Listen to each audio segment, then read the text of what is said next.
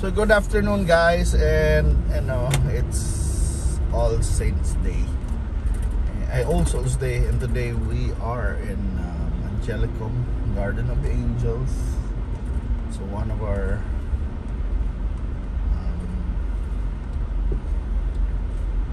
what you call this cemeteries in Mandaue City. So a lot of people come here also, but really it's not as crowded as other cemeteries, and also it's not currently on November 2. Ano siya, di siya kuan ba, dili as daghag tao as people. Gahapon ang major day for the visit. Tanitarungon. Okay. Yes, so kumusta man ang inyong All Souls Day, All Saints Day? We call it Kalag-Kalag. How was it? Kuan ba? Maayo ba? Diba? Peaceful ba? Or nabisita na ba ninyo ang inyong mga loved ones na nakahaya na or naka-bury na? So mani atong kuan sitwasyon dere. This is the road going to Pilit Kabangkalan. And it's it's like a Sunday drive, no traffic. But later we gonna go to the Cebu Memorial Park, and I expect some heavy traffic dito. Diba? Pero sige lang. Magkuhan lang tayo, masabot yung taba, because this is the day na may visit. Diba? Masad lagi ang lisod ron ay mga issue usahay sa mga interior,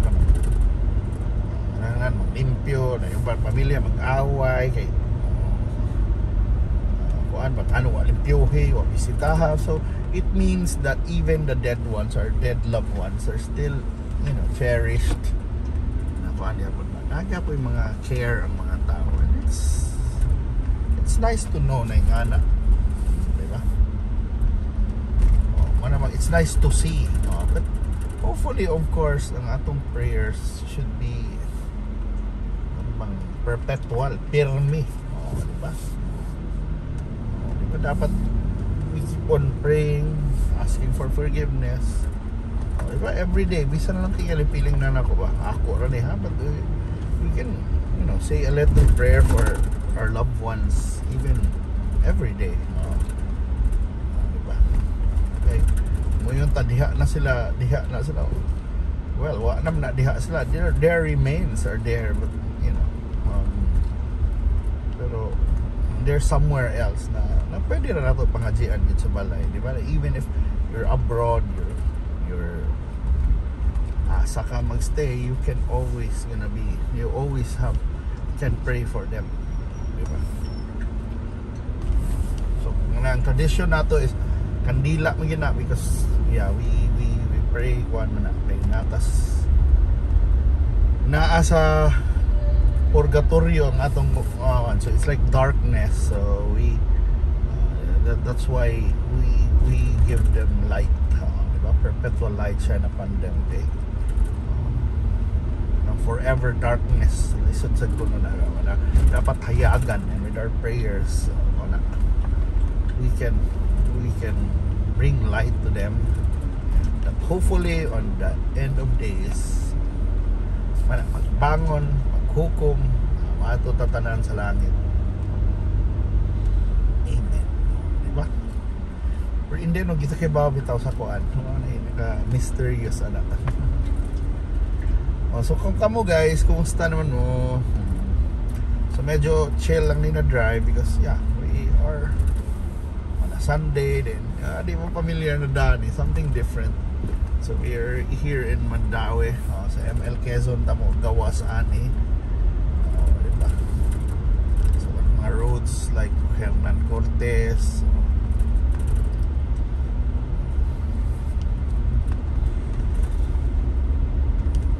mauna ka ni pilit ka bangkalan is like dali ra ni mag-flood cause so right now the good thing is they already fixed this up na drainage sa tunga. So kuan siya.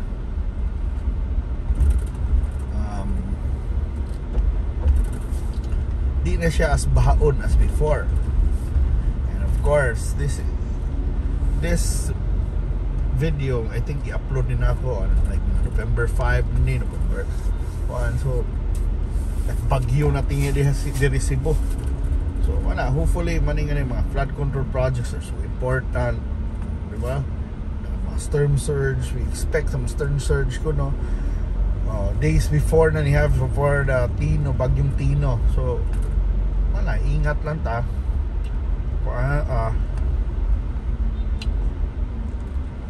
Random lang ta na ang bagyo mo abot na yun padulong, diba?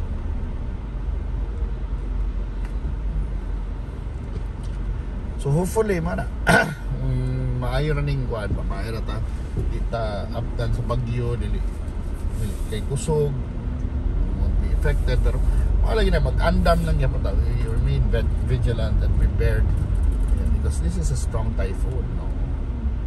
Pila ra ka typhoon na mulabang dito sa Visayas yan, basin makuanan ta na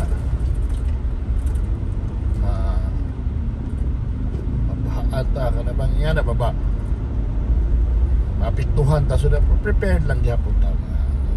Alam mo yung extra mga water, yung mga water supply at tama lang, diba?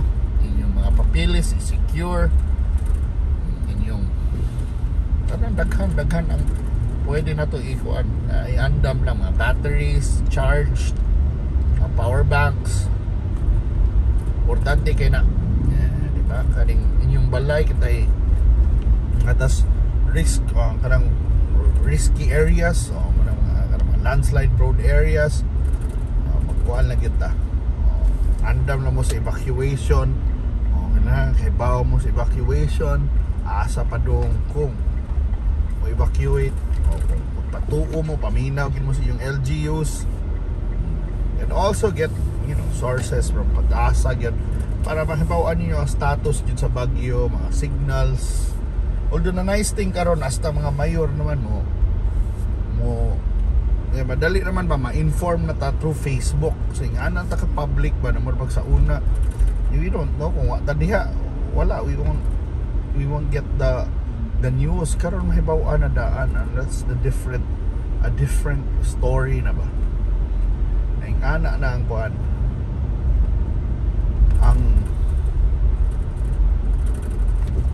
ang sitwasyon.